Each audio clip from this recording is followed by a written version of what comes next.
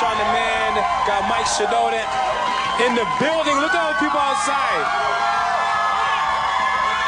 Holy smokes. Also, Linkin Park has his project out right now, Fort Minor. We're going to talk about that.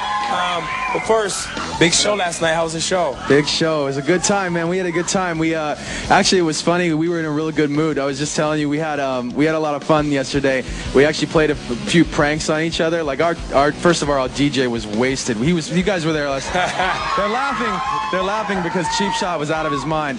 And then, but I had played a prank on our tour manager, pretending that I was just completely out of it, like stumbling around backstage, like, oh man, I don't know if I can do this show. As soon as I got to the steps, I'm like, all right, Jim, let's do this. like usual suspects with the limp. Oh man, it was so funny. It was exactly like that. Wicked, man. The show was hype. A lot of you guys went to the show last night? Yes. Okay. Now this project right here. Yeah. Oh, these people outside make a lot of noise too. Now this project, you've been writing for this project forever.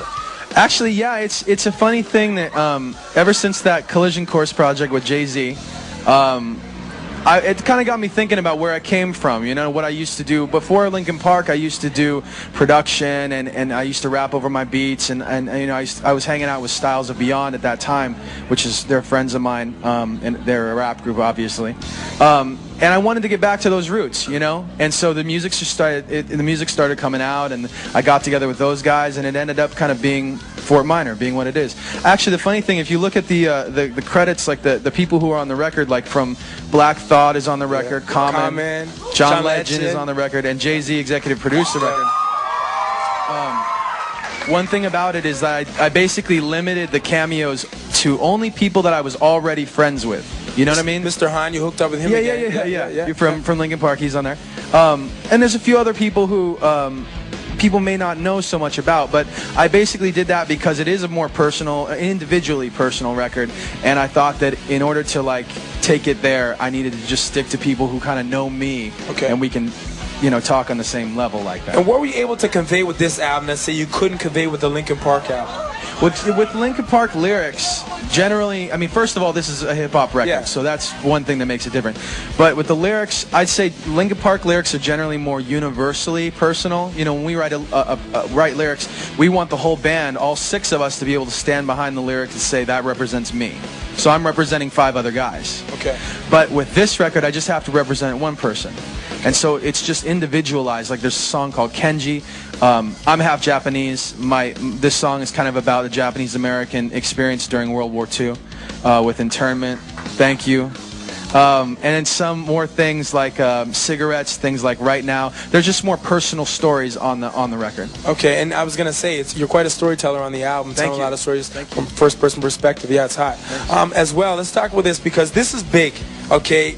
You guys can't see it on the back, but having executive producer Sean Carter on your album is huge. is huge because you guys are friends also. But there's a lot of people out there, you know how it is with music these days. You know, everyone's trying to, is it a marketing scheme? Is it this or that? What do you say to the haters who kind of question that? Yeah, obviously, I mean, Jay is, he puts his name on what he puts his name on with Def Jam because of the obvious relationship. Of course. But this isn't Def Jam.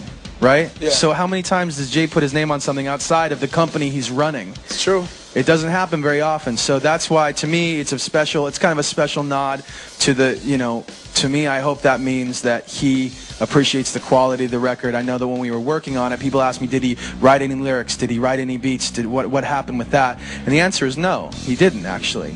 That's my job, you know what I mean? Yeah. So what he did was when I was writing songs, I would play him the songs, and he'd be that fresh ear. After I've listened to the song 500 times, he'd listen to it for the first time and say, okay, I'm hearing it for the first time. Should it be on the record or no? Okay. Does it need work or is it ready? And that's how we kind of built the record. Do you guys ever disagree? I mean, if Jigga says, I don't know, you're like, no, that track's done. Actually, one funny story on that note, I asked him on that song Cigarettes. The song Cigarettes is, it's a little, I mean, people say it's a little controversial, you know, whatever. It's about how the hip-hop industry and the cigarette industry are actually very similar because they sell a little bit of a half-truth, you know what I mean? Like, but we don't, and what I mean in that is that, like, if the cigarette industry tells you that it's not harmful, come on, right? Yeah. Hip-hop industry, they all tell you they're gangster. They got street cred, yeah. Come on. Not everybody, I mean, everybody will agree that not everybody's telling the truth. So with the song, I was saying, I know this is a true statement. I know the things I'm saying here are, there's some of it's opinion and some of it's truth. And there's a little bit of sarcasm, too. So I asked Jay, what do you think? Is it weird for the guy from Linkin Park to say these things on a record? Are people going to freak out on me and say, why are you, who are you to say what that is? And his response to me was simply like, well, if you come from hip-hop, if you love hip-hop the way I know you do, you have every right to say that. Okay, that makes a lot of sense too, man. Yeah. And what's the feedback been like from the hip hop community themselves? Because you got, when you get comment on a track, it's like, you know what I mean? That's hip hop right there. So. I think it's been real good. I mean, like actually, some of I think our best reviews have come from really credible underground hip hop publications, websites, whatever. I mean, if you look at if you go to fortminor.com right now, we've put up some of the things that have been said about the record from different people. And I mean, just go there right now. I mean, you'll see what people are saying about it. It's pretty. I'm flattered. I'm really excited that the hip hop community has embraced the record and accepts it. So now that you've put out your solo album, you done anything with Linkin Park? What's the next big day you're looking forward to? Wow. Well, right now, actually, on this tour, while we're out, I've got a bus with studio equipment on it. I'm working on new Linkin Park stuff.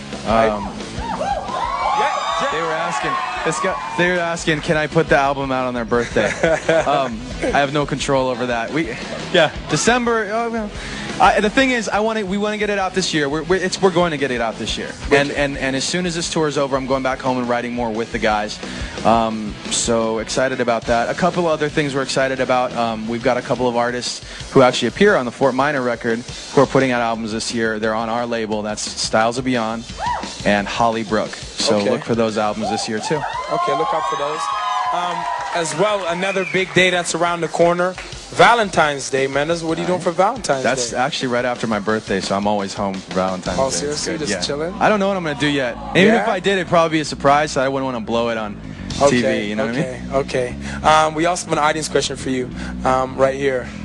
Hi. Hi. I'm Monica. Hi. My question is, what inspired the name Fort Minor? Like, why'd you call it Fort Minor? Oh, that's a great question. Actually, the funny thing about that is that I know how easy it would be to just come out with a record and say Mike Shinoda and put my face on the cover and get beats by Timberland and Neptunes and do all that. That's all possible. You know what I mean? In this world, you can do that, but that's kind of not who I am. I wanted to put the attention more on the music, more on the project as a whole artistically. So Fort represents the more aggressive, heavier side of the record, and Minor represents the opposite, the darker, smaller side of the record. Because the album is actually very diverse. You know what I mean? It has all those different dynamics to it. Okay. It's a good question. Does that answer your question? Yeah, and I was wondering if I could give you something. Sure. Yeah, come on up. What is it? Yeah. This is something that you and your music inspired me to draw, and it's hey, Fort look Minor. at you. That's nice. And I know how you're into the graffiti. And I wrote a verse at the top. It's my version of Remember the Name. Oh, great. You want to read it?